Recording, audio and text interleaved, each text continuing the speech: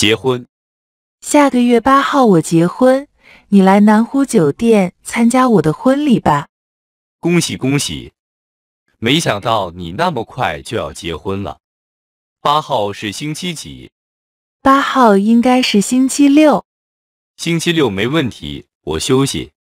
到时候我会准备一个大红包送给你，真为你开心。谢谢，谢谢。你呢？你准备什么时候结婚？我和你分手以后，我还没有别的女朋友呢，可能有点不想再认识其他女孩子了。你别这样，我们都分手3年了，开始新生活吧，好吗？没事儿，你过得幸福就好。知道你幸福，我就很开心。你也要幸福啊。